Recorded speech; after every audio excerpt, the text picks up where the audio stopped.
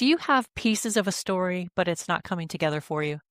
Or do you maybe want to tell a shorter story? When you look at structured books or how to outline a story, it seems too complicated, but you still want to be sure your story has what it takes to make people care and remember it.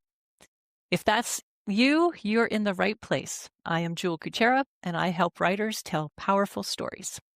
Clients and course participants have left our interactions feeling better about the state of their story, and you can too. Let's get going. Your story starts with a person, a main character. They know their world, their status quo. They may not like it, but they know how to behave in it. It's comfortable for them because they know how the world works. Something happens, though, and it makes them uncomfortable. It has upset their status quo, and they don't like it. It's an annoyance, a problem, and because they want to resolve that problem, they make a decision. I got to go do something about this. And unfortunately, what they are about to do, the multiple things they might try, they're not going to work. And here's why. Fundamentally, they have been living in an orderly world. It might not look orderly to someone else, but it's an order they understand.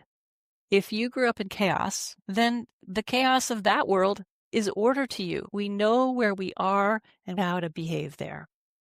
But at this point in the story, the main character has had their orderly world upset enough to do something about it. Unfortunately, the things they try to do are not going to work. But wait, it gets worse. Something happens. They learn something, and it's a forehead smack. The mindset they had about this is completely shattered, and they see they need to change. Now, order and chaos are the story foundations for the external world, what happens out there around them. But any story with a character arc also deals with the internal world of stasis and change.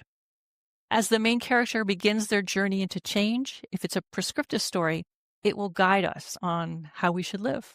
Or if the protagonist doubles down on not changing, then it's a cautionary tale and guides us on what not to do. But these are the dimensions of story: order and chaos, stasis and change. It would help to explain this if we had an example of a real story. So let's do that with a very short story. It's from Turning Pro by Steven Pressfield. He came across it in Roseanne Cash's memoir, Composed. I'm not going to read the whole thing, but listen for the moment Roseanne Cash's status quo world is disturbed. At this point, she's a successful country singer. Her life is going well. What action does she take as a result of that disturbance? Look for that. And then look for the moment her mindset is shattered, that what I thought was true is not true at all.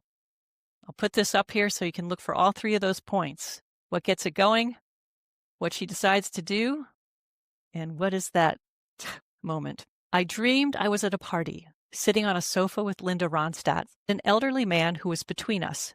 His name, I somehow knew, was Art. He and Linda were talking animatedly, deeply engrossed in their conversation. I tried to enter the discussion and made a comment to the old man. He turned his head slowly from Linda to me and looked me up and down with obvious disdain and an undisguised lack of interest. "We don't respect dilettantes," he spat out and turned back to Linda. I felt utterly humiliated and woke from this dream shaken to the core. Carl Jung said that a person might have 5 big dreams in her life, dreams that provoke a shift in consciousness. And this was my first. From that moment, I changed the way I approached songwriting. I changed how I sang. I changed my work ethic, and I changed my life. Ta-da! And I get chills when I read that. Before we match up Roseanne Cash's story to the lightning bolt events, let me ask, what does it have to do with you and your story? And the answer is the questions that we'll ask and the matching that we'll do with the lightning bolts. You can do that same questioning and matching with the story you're telling. And knowing the answers to these questions will make a powerful story and a more confident writer, because you'll know you're headed in the right direction. If you're finding this video helpful, or even a different way to see story structure, maybe intriguing, don't miss out on upcoming videos by clicking the subscribe button. Just click to subscribe.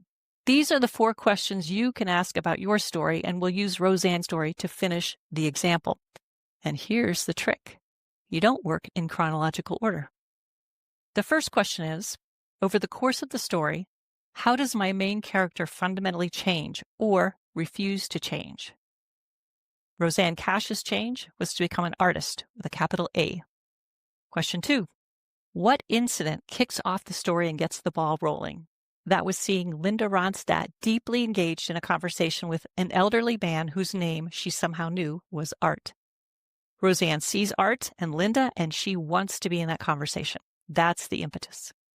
What does the main character do to resolve the upset to their status quo? What she does is what we've all done at a party. Try to wiggle our way into a conversation that's already going on, and it's especially hard when they're deeply engrossed. It's tough. What moment shatters the main character's mindset? That moment when Art says, "We don't respect dilettantes." Roseanne is utterly humiliated, and that is the beginning of her transformation. And it's a story with a happy ending. It's a prescriptive story. I have good news. More detail on the back half of the story, where so much change happens, is what next week's video is all about. So be sure to hit that subscribe button. Thank you for being here. See you next time. Tally ho.